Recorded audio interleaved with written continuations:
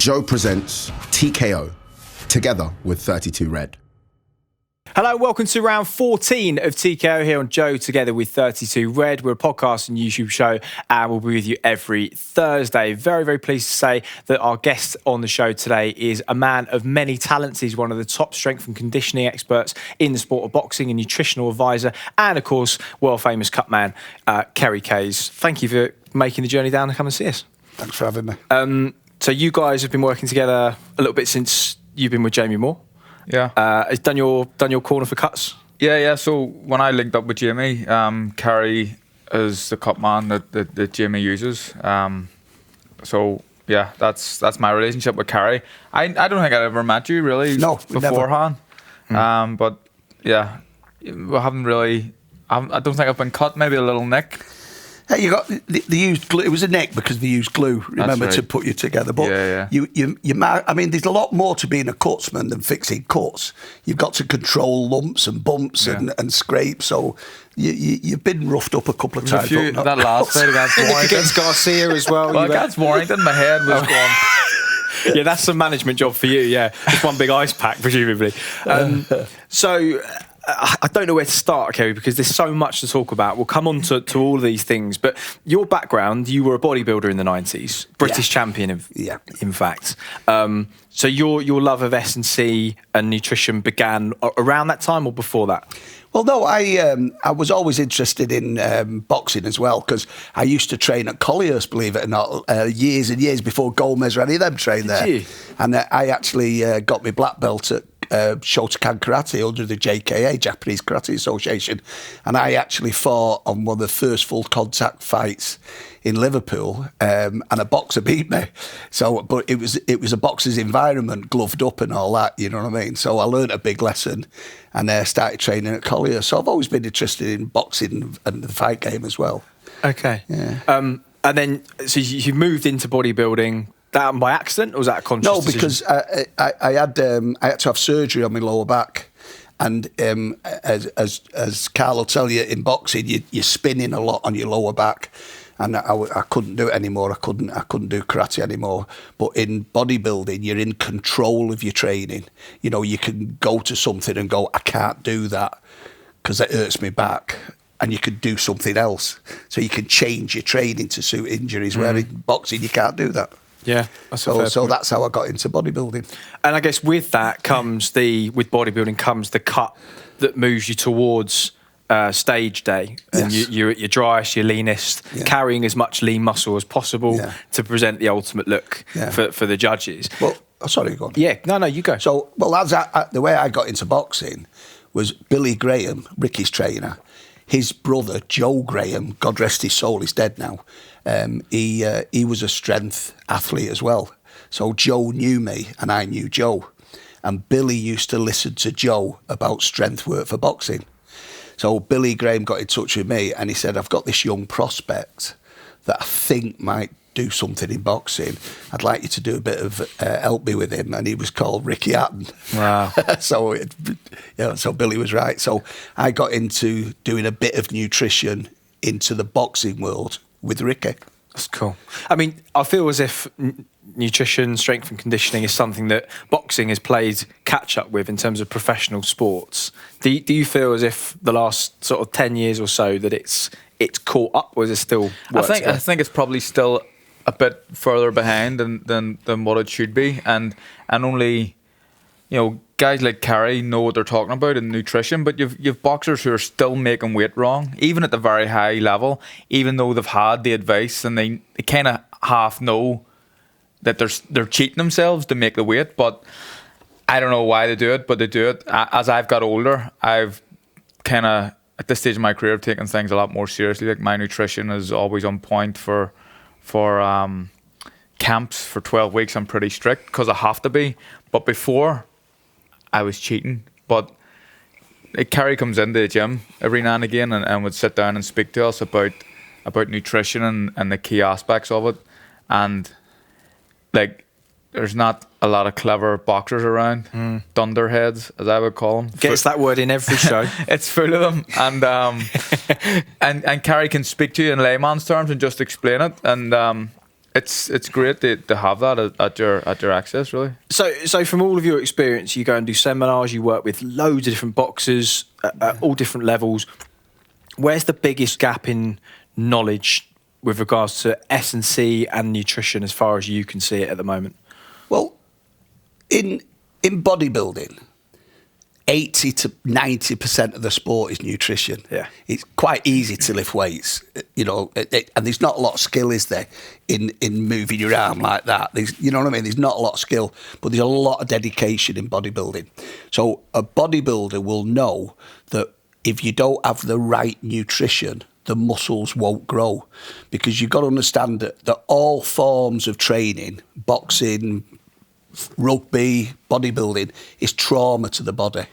You know, you're doing trauma to the body, and you're doing that so the body can adapt and get fitter, faster or stronger. But in between trauma and adaptation, you've got recovery, and the body can't adapt unless it's recovered, and the muscles cannot recover without nutrients.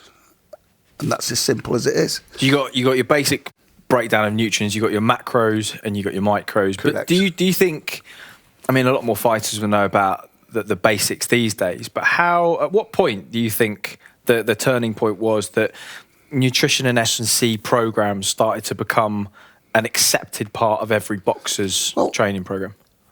If I could indulge myself and sound big-headed, and I'm not meaning big-headed, but when it was well documented on Sky that Ricky used to come in the gym at about 14 stone, and he had to fight at 10 stone, and I used to get it off him at least twice a year. How long did it take to get the bulk of the weight off him? As Billy says, the first 6 weeks of Ricky's training was about trying to get some weight off as opposed to doing skill work. You know what I mean? And Ricky had 3 fights once in 14 months, and I took off him nearly 13 stone, and he only fought at 10 stone. Wow. So I think a lot of people became aware that hang on a minute, there's something in this nutrition thing. You know that makes me feel so much better. Listen, see when you're saying, like 14 stone to fight at 10 stone. Yeah. I'll not tell you what weight I am at the minute, but I frighten myself a wee bit. Cost 15 for it. Yeah, when I got on the scales the other day, I frightened myself a little bit, but I'm feeling a lot better. You're the right way, you're just not tall enough. Yeah. But I'm feeling better knowing that Hatton, you said he's 4 stone. 4.5 stone, it was the worst. My gosh. 4.5 stone was the worst. Essentially half his body weight on fight night. Honestly. And he enjoyed it. And you know, a lot of people say if he'd have done it more professional, would he have had a longer career? He might have done, but he wouldn't have had the career he had because he was everyone's mate and everyone loved him, and that was almost his brand. So you have to take into account that individual's choice to balloon up or to stay strict in between. Well, you don't live with them, do you? You can only advise them. Yeah, that's very true. So take me through a sort of a rough outline of like a plan for a fighter's camp, because obviously there is a sort of a bit of a misnomer where people think, you know, the less carbs you eat, the more weight you're going to lose. But in those early stages of the camp, you need those carbs and those extra macros to fuel. Important. Carbs are very, very important, because what you've got to understand, your body needs carbohydrates to make sugar. We've all heard of blood glucose. Your body needs sugar. And if your blood glucose levels drop, you go hyperglycemic, you go into a coma, and the worst case scenario, you go to 0, you'll die. You'll die. So if you're not eating carbohydrates, your body can't make sugar, glucose, and it can't make glucose from body fat. It cannot make it. So the body will go into a process called gluconeogenesis, where it will make sugar from muscles, glycolytic amino acids. So what happens is if you don't eat carbs, your body will be using muscles to make sugar. And everybody needs muscle for strength and the ability to punch. So carbohydrates are very, very important. Talk to me about the process of then working towards a fight night. If you've got a fighter that's so how much would you say you lose in a 10-week camp? Roughly. Well, I do camps a little bit longer, 12 weeks I like, because I've always done that. I'd probably lose 1.5 stone. Okay. So from start to finish. So would you look to stagger that weight loss? And well, first of all, I mean, I don't do hands-on anymore with boxers. I just do corners now because that's what I've chose to do in my life. But if you want to do it properly, you've got to understand, all nutrients are energy, and we use energy. And there's two ways you can do it. You can eat less energy, or you can use more energy.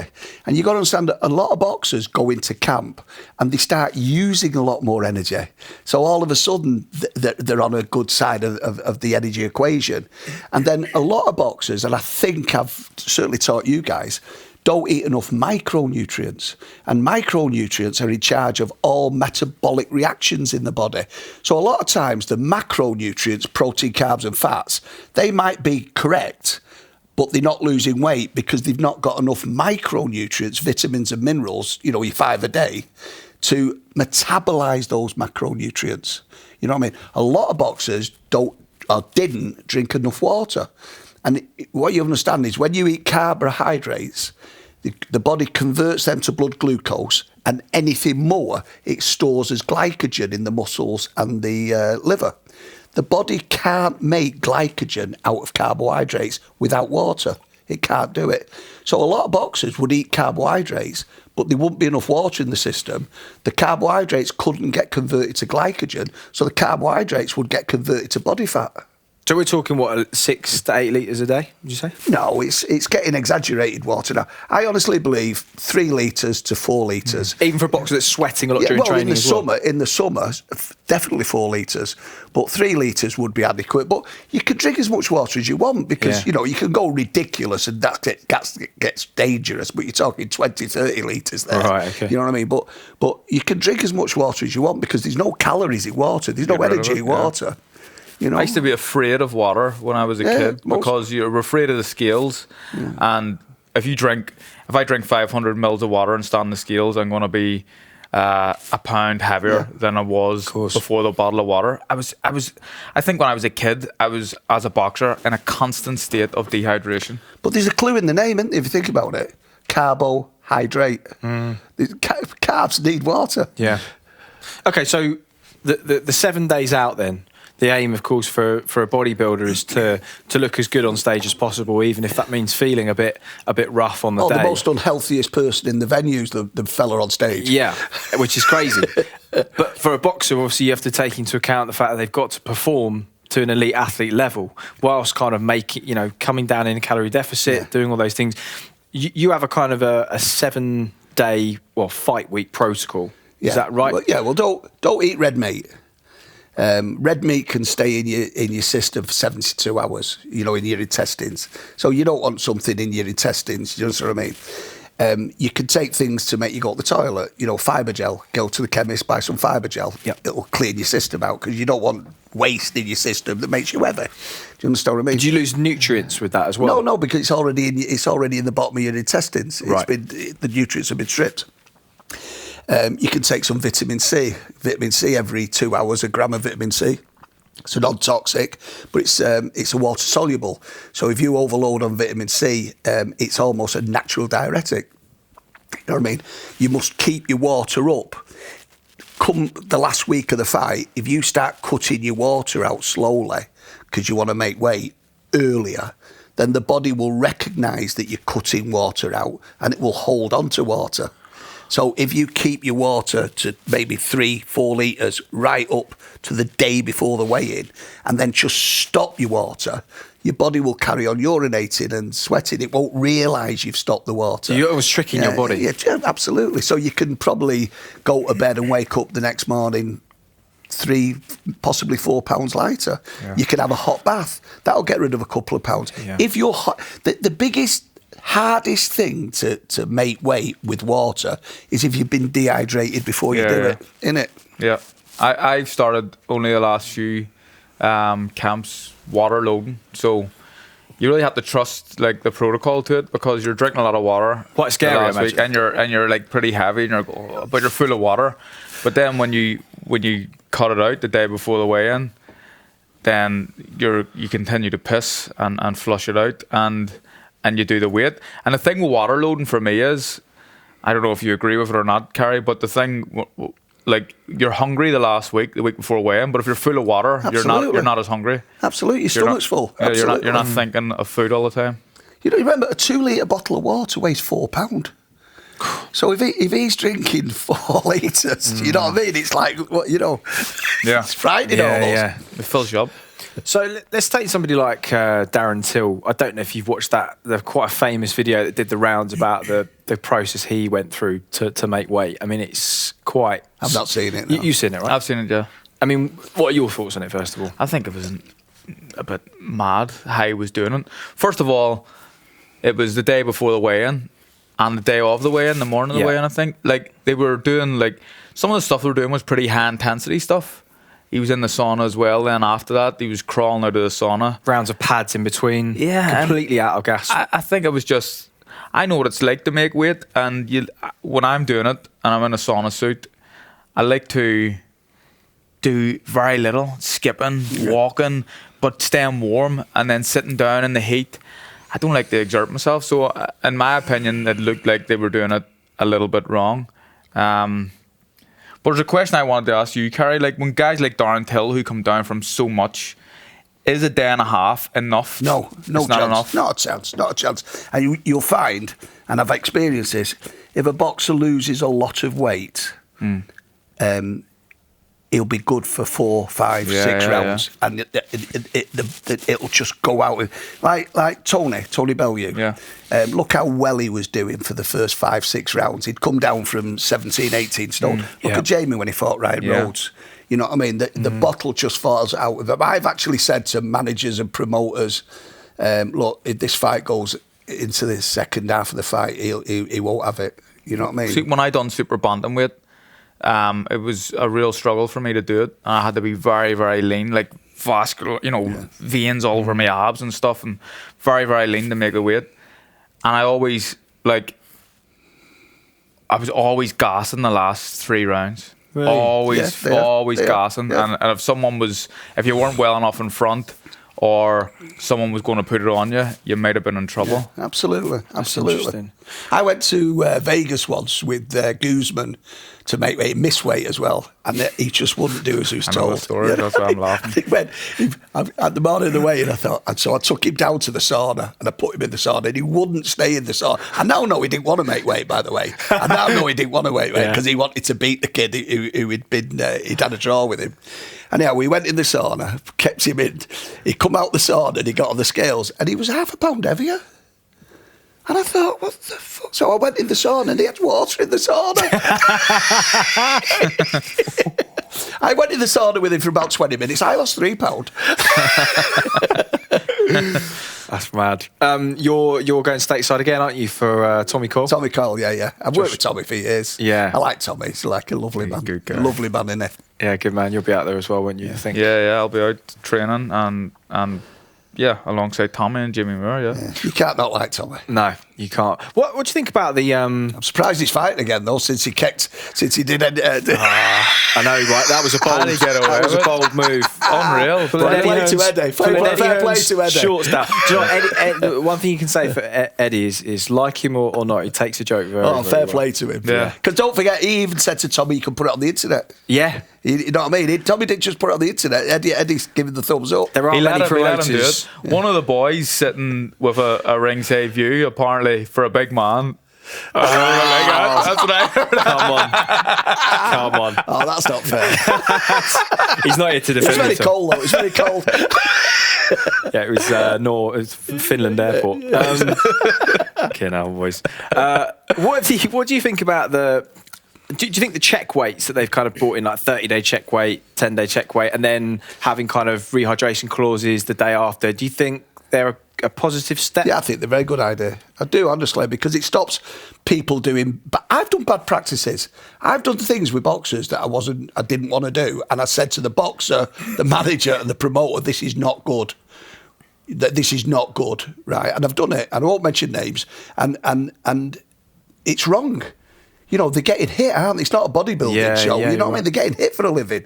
So if the British Board of Boxing Control's probably the most fantastic board going, I'm not doing that because I'm on camera, they really are strict and stringent, and anything for the safety of the fighters is so important. Yeah, I do think it's making boxers be more disciplined. Make it harder or easier for you guys? No, I think if you have to maintain and hit weights, like 30 days before, 10 days, and then a few days before the weigh-in. I think it makes it easier. You're not dropping dramatic amounts of weight, especially like if you're a month out from a fight, 4 weeks out, and you have to be within, I can't remember what the exact percentage is that far out, but if you have to be in with a certain percentage, sometimes 4 weeks seems like a long time, and you could be very, very heavy. I've known guys with still 2 stone to lose in 4 weeks. Yeah. A lot of check weigh-ins though. Some of the lads won't drink water for 12 hours, so they're actually trying to make weight for the check weigh-in. And like the last week where we've just been talking about dropping water, you got to understand there's a massive difference between dropping water and dehydration, because if you were dehydrated you wouldn't be able to drop water, so don't let any of your viewers think that dropping water is like being dehydrated. It's not. What do you think is the kind of maximum that you would want someone of maybe, I don't know, 147 pounds? What do you think is a healthy amount for them to put on overnight, and where do you think it starts to get? If they've been on weight for say 2 weeks, let's pretend they've been on weight for 2 weeks, and then after the weigh-in they put 10, 12, 15 pound on, then going into the ring they're going to feel they're carrying that extra weight, because the last 2 or 3 weeks when they've been sparring, they've been sparring at a lighter weight. But if you keep your weight up and drop 4, 5, 6, 7 pounds for the weigh-in, and then double it up with you put on, you won't feel as heavy in the fight. I like to be, I feel like I spar best around 10 stone, 9 stone 12. I weigh in at 9 stone, but I fight I'm around that weight when I'm fighting. So when I go in the ring, I'm about 9, 12, 10 stone. So same thing, innit? But when boxers have been on weight for too long, when they eventually put weight on after the weigh-in, they'll feel the carrying it, won't they? Yeah. You're watching TKO, together with 32 Red. Now he's Alex Payne, James Haskell, and Mike Tyndall from the House of Rugby. Thank you very much indeed. It's just a moment or two for us to duck in and tell you about the House of Rugby. We're having a lot of fun. What are we trying to do with the show? Why should people be watching and listening? We are Tracy trying to mix everything up. This is going into another show so that people come and watch us. Oh. Hello, everyone. Say hello to nice people. Right. Well, we should basically watch House of Rugby because it's unbelievable humour. We don't talk about any rugby, and we give you the inside track from people who are still actually involved in rugby, not old 60-year-olds who don't know anything. Good. You can download us via YouTube. You can as you can tell, we're a very professional outfit. You can watch us via YouTube and download us via iTunes. I hope you'll join us at some point. It's a lot of fun, really. Cheers, Alex. Okay, back with Kerry Kayes. We talked about strength and nutrition and making weight. Big part of your career these days is being a cutsman in the corner. When did you first start this, and how did it come about? Well, funnily enough, the last fight I did was Sam Eggington against Liam Smith, and Liam Smith was the first cuts I ever did, and it was by accident. I was at the Trafford Old Trafford, either the Victoria Warehouse or Bowlers, I can't remember one of the fights, and Liam was doing a 4 or a 6 round fight, and he was with Joe Gallagher, and for whatever reason Mick Williamson didn't turn up, and Joe Gallagher said to me, "Kerry, will you help me in the corner?" I said, "Of course I will. I know the Smith brothers very well. I know Paul really well, Paul Senior well." And so it was a 4 or 6 round, and Liam got cut, and I'd never done cuts before, and I did the cut, but I've been in the corner and watched Mick Williamson for 20 years. Do you understand what I mean? And as we all know, Mick's probably the best cutsman going. Yeah. So, and I'm a type of guy that wherever I'm involved, I'm watching, learning, you know what I mean? And in a couple of years' time, I want to be a cameraman now, you know what I mean? I like to learn, you know what I mean? That's what I do. TKO around 16, it'll be Kerry and Carl. I'll be sat there. I'll be out of here.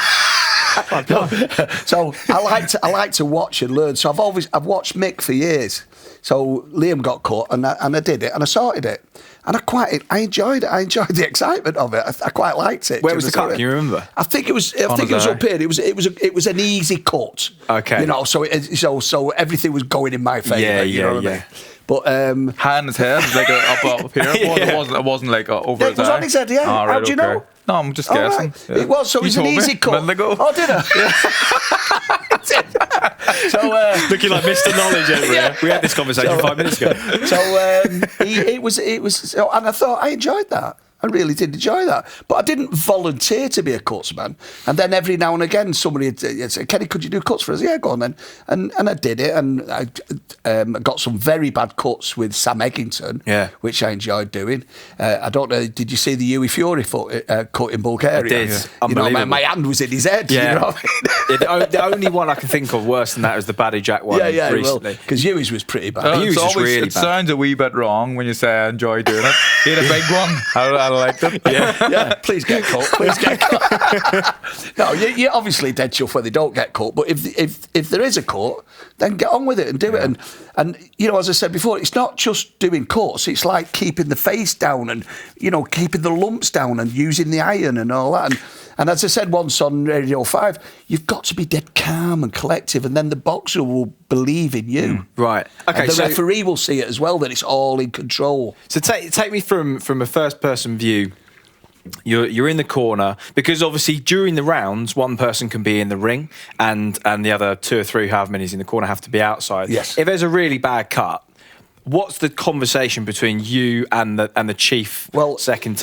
A good chief second, Jamie Moore, John Peggs, you know what I mean? Tom Cheney, they'll always say to a cutsman, do you want to get in? Do you understand what I mean? So as if you need to get in. So, and the cutsman will go, I know I'm all right. And especially if it's, because I'm right-handed, you know, especially if he's cut on the right eye, then you can do it through the ropes. But if he's cut on the left eye, sometimes it's awkward and you're leaning over. Because you're right-handed. They're trying to give him a drink. Somebody's trying to take the gum shield out. So sometimes you're best getting in the ring. Do you know what I mean? So talk to me about what tools do you have on you? You get given adrenaline, don't you, at the beginning? You use adrenaline that's given to you by the British Board of Boxing Control. And what I do is, because I got caught out once, I used to have my adrenaline and my swabs. And every time you do something wrong, hopefully you learn from it, don't you? And then hopefully then you don't, you know, and I've learned everything now, I think. So the kid got caught in 2 minutes, 58 seconds. So the bell went and he's walking back to the corner and he's caught.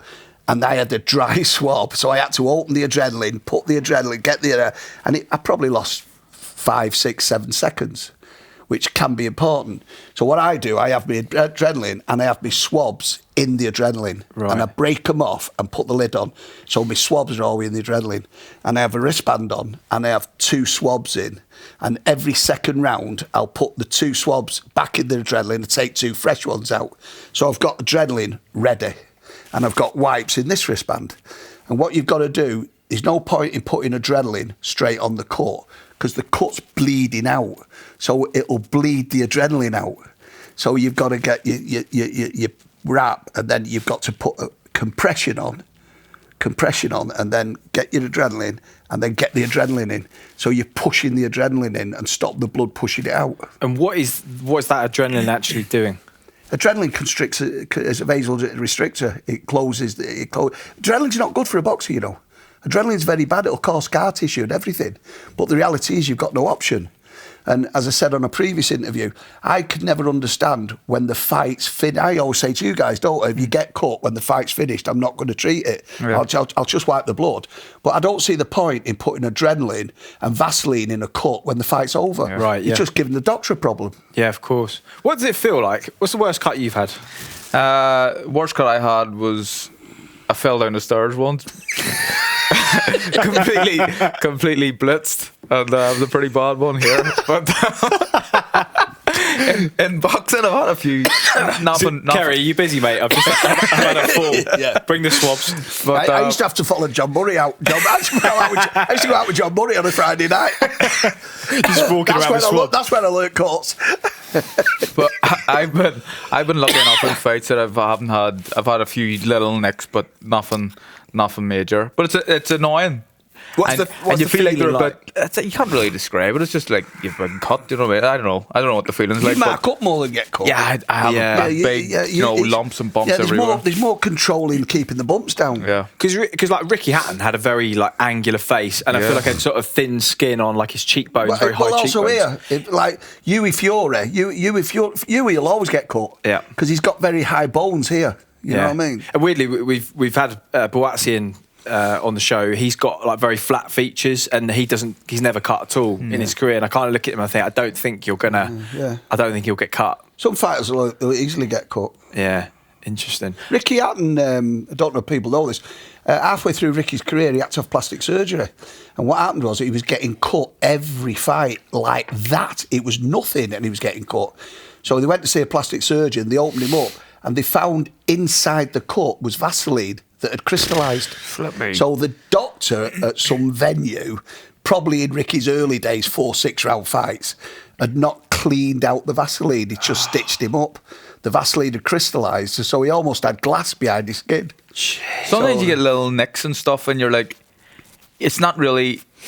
You're like, how the fuck did I just get cut from that shot? That was like a nothing shot, and it's like something's just grazed Presumably past. that's the purchase of the leather on the skin rather than the impact. That's why Vaseline's very important. Yeah. That's why Vaseline's very important. Is that the last thing that goes over a cut? Absolutely, yeah. But only if you've got time, right? Yeah, well, what you've got to be doing is you do the cut, you're holding it, you're compressing it, you put the adrenaline on, then you get your towel because he can't be full of blood and the referee and the opponent sees it. So then you've got to clean all the blood off while you do it. So you're doing 2 jobs at once. Do you understand what I mean? And then you get the Vaseline and you Vaseline the rest of the face. And then for the very last minute when they go seconds away round, I go stay sat down, and then you do it and then you get out. I suppose because if you don't stand up, they have to come over and move. A lot of the time, the boxer will be going seconds away, and he's getting up. Sit down. That's me. I always want to be. I want to be up kind of 5 or 10 seconds before the bell goes. But if you've got a cut, that carries on. You're like, but you think about it. You've only got 60 seconds. Yeah. 10 seconds is a long time. Yeah. By the time the stool goes in and everything else, you're at work. Talk about the worst cut you've ever seen. We talked about Huey Fury's, but there is, of course, a limit to what you can do in those 60 seconds. Yeah. What's the worst situation you've encountered? Well, I'm going to be big-headed now. I've managed to control. I've done all right. Huey Fury was a terrible cut. I mean, a terrible cut, and he got it. He got half of it in the first round, and it opened up in the second round. So he had to do another 10 rounds. You know what I mean? So that was quite a bad cut. Well, it was a terrible cut. Sam Eggington has had some bad cuts. That's it. Do you try and say to them after those 60 seconds, I mean, is it helpful if they try and stay away from, a left hook or a right hand? That's not my job, is it? I know it's the trainer's job. No, that's the tactic. Yeah. A cutsman can't start doing tactics because the cutsman's not got the knowledge to do tactics. He's not been involved in the sparring. So someone like Jamie Moore or Nigel Travis. So would you say to them? I'd say to Jamie, it's a bad cut, Jamie. It's a bad cut, and then that's Jamie's job, isn't it? I don't expect Jamie to do my job, and I'm certainly not going to try and do Jamie's job. Yeah. You know what I mean? And someone of Nigel and Jamie's level, they're on that, aren't they? You know what I mean? Yeah. I mean, when Ricky used to fight, Ricky, as we know, used to fight in close. Billy Graham used to say to him, when you get in close, keep your head out. Right. Yeah. Okay. So if you're caught and you're in close like that, why not stay there and do it? Keep your head out. There's a famous quote from Arturo Gatti after what he just cut, every fight seemingly, but it was every war, wasn't it? Yeah, I can remember the ref came over to him at some point and said, "We're going to have to stop this because I can see the bone," and he said, "Well, the cut can't go any further, then, can it?" But I guess there is a point where, say, someone like Badou Jack, I mean, surely that shouldn't have gone on, right? How on earth was that fight allowed to go on when he had, 4 or 5 centimetres from sort of nose to the top of the head? It was gushing as well. It wasn't like it wasn't controlled, was it? It wasn't controlled. We were wiping it down at the start of each round. It was like flooding out of his face. I was in Cardiff about 4 or 5 weeks ago, and the kid got badly cut. Billy the kid, he's from Oldham, and when I was doing it, and the doctor come up, and when I was doing it, I said, "I promise you, doctor, I've got it in control." And the doctor looked and he let it go, and we went through it. And after the fight, did you have it in control? Yeah. Back to the vote of confidence. And afterwards, the doctor come up to me and he said, "Well done," you know what I mean? But it was that I communicated with the ref and the doctor, because it's not just doing the cut; it's letting them know that you're in control of it. So Okay. they'll give you.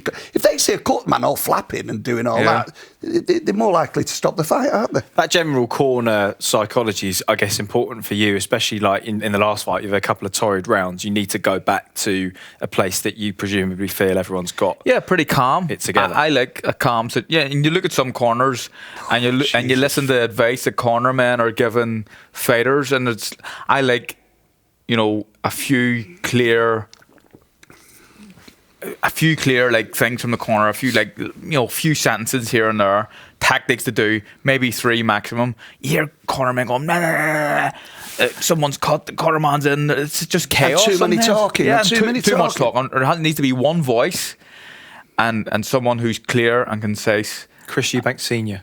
That's what you need. Can I say, his last fight, I heard the most perfect statement from the corner, Jamie Moore, to him, and I thought it summed it up perfect in trust. Jamie said to him, "I'm not asking you to do anything I haven't done." Yeah. Oh, it And doesn't say much after the Macklin fight. Flipping it. Poor cry. But That's you a know what high bar. I thought, I was in Macklin's corner, against Jamie. Oui, of course, yeah. that's right. What a Madness, fight. innit? What a fight. No, but I was in Macklin's corner against Jamie. Yeah. And Jamie's one of my best mates. Yeah, crazy. Mad, innit? And now they work together after that, of But, course, as well. Yeah, but I thought that statement, "I'm not asking you to do anything I haven't done," and I thought, what it's superb that. I said, I'm trying. I've seen the Macklin fight. Wow. Yeah, that's insane. What's the best fight you've ever been involved with personally? You have to say the Costa Zoo fight, wouldn't you? You know, the very severity of it. You know, like the Amazing. Costa Zoo fight was, Yeah. you know what I mean? It's like, wow. You know what I mean? What a fight. As a night and an event and, You know, and and a obviously, memory. I'm still dining out on Ricky Hatton, aren't I, if you think about it. But, the Mayweather fight, even though he got beat, what an experience that was. Flying around America in Lear jets, and the programme 24/7 won an Emmy. You know what I mean? It was good television, that, actually, wasn't it? Those build-up shows were. Yeah, I mean, he changed the game, Mayweather, You know, didn't he? Really? in the dressing room, Brad Pitt and Tom Jones and, like David Beckham, and it was just madness. Unreal. You know, like Brad Pitt in the dressing room. But the physio that he uses, and I use, Stuart Cosgrove, lovely, probably the best physio on the planet. He was in the dressing room, and this bloke said to him, this is true, this bloke said, "What do you do?" He said, "I'm the physio, I do that." And Stuart turned around to this bloke, I said, "What do you do?" He said, "I'm an actor." It was Brad Pitt. No way. Class. Recognise him. No He way. said, "I'm an actor." Crikey. I'm an actor. Handsome. I had Colin Farrell and Michael Buffer in one of those tiny York Hall changing rooms for Boatsi's 4th or 5th fight. I think Yeah. it must have been a Katie Taylor undercard. Mad, innit? But we were sat there, and of all the places you don't expect them to be, it's Bethnal Green, right? And Josh was warming up. Then he went, "Chris, who's that guy? I recognise that guy." And I look up, and there's Colin Farrell and Michael Buffer. And you need to think, what the heck are you? I can trump us all. Oh, Daniel Day-Lewis came to watch me in the Ulster Hall. Did he? Yeah, it's a big one. well, you've been to see him. You've been to see his movies. So hard. So hard. Big give and take. Where's the worst place for? We know the best place to get a cut is the cheek because it can't run into the eye. But have you ever had to deal with any cuts sort of on the eyelids? Well, I was at a fight for Tommy Langford, and Tom Cheney volunteered me for another fight. I can't remember the trainer and I can't remember the boxer. Honestly, I've been asked this before. And he came back after the first round, and he had a cut on his eyelid there. It was literally there. I don't know how he got it, and it was like a letterbox. And when he closed his eye, you could see the white apart from the blood. And so I had to think about it. Honestly, I just couldn't believe it. So what I also thought is, how are they going to stitch this? You know what I mean? Yeah. So when it was just straight across. Now, when you're doing a cut, one of the most important things is compression. Well, press the eyeball. how can you thumb in the eye is going to make it? How could you do that? So I immediately said to the trainer, not the referee, it's not my job. I said to the trainer, "There's nothing I can do with this, and I can't put adrenaline in his eye." Yeah. Think about it. I Yeah. just said to the trainer, "Mate, there's nothing you can do without this." And he said, "What shall I do?" I went, "Mate, you've got to stop it." And fair play, he stopped it. So, but how we got it, I'll never know. Is there fear from your point of view? I know did you get cut in the Warrington fight? It was more just bumps and bruises. Bumps and bruises. Yeah, bumps. Yeah. But when you're looking and things are starting to swell and they're getting almost towards that kind of hematoma look, do you worry that, are you aware of what you look like? Do you have any clue about how bad it is just from the feeling? Not until after, no. But if you get cut, is there fear of thinking, do you know what, the referee might stop this, or? Well, I've been in a lucky enough position that I haven't had that. I've never had to think that, I've had a bad enough cut to think like that. But I'm sure people, when they do have bad cuts, they do think that. That does go through their minds. But I haven't been in that position yet, so hopefully it doesn't come. I've been in that position where the trainer's gone, I'm going to give you 1 or 2 more rounds. And don't forget, the trainer sometimes will say that even if he's not cut, if he's getting beat badly. Yeah. Mm. Does that, do you think, change the psychology of the fighter if they know? Well, he's got to go out there and try and throw bombs, hasn't he? Yeah.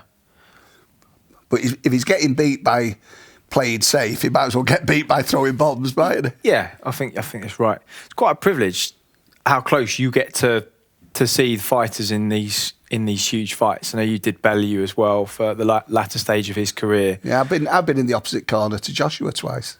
Really? Yeah, and that was some atmosphere. Which fighters? Dillian White and Skelton. Well, what a fight, Dylan White. I was doing cuts for Dillian. Crikey. That atmosphere was incredible. Yeah, it was. And he put up a good fight as well. Yeah.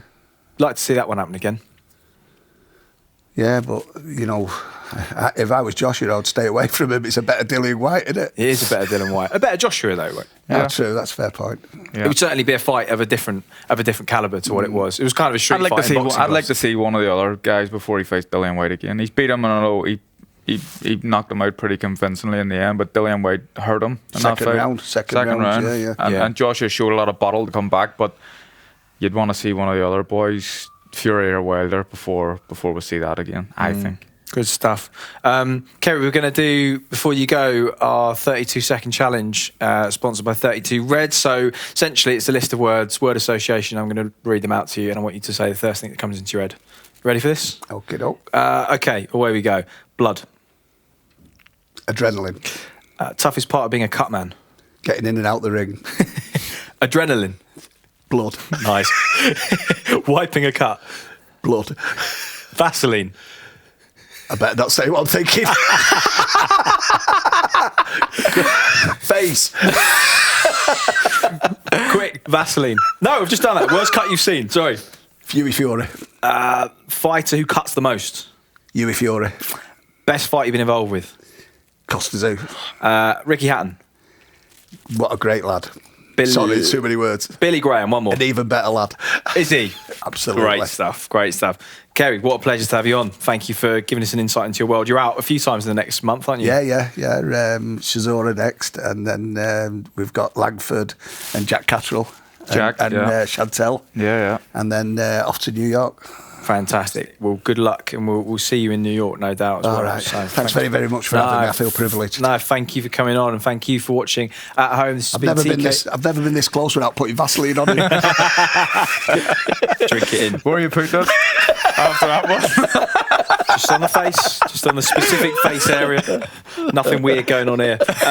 Thanks to Kerry Kayes and Carl, as always. Thank you for watching at home. TKO round 14, done and dusted here on Joe. Remember to check out our other shows, House of Rugby with Alex Payne, Mike Tyndall and James Haskell, and of course, Boys Don't Cry with Russell Kane. We will be back here on Joe for TKO round 15 in 7 days' time. We'll see you then.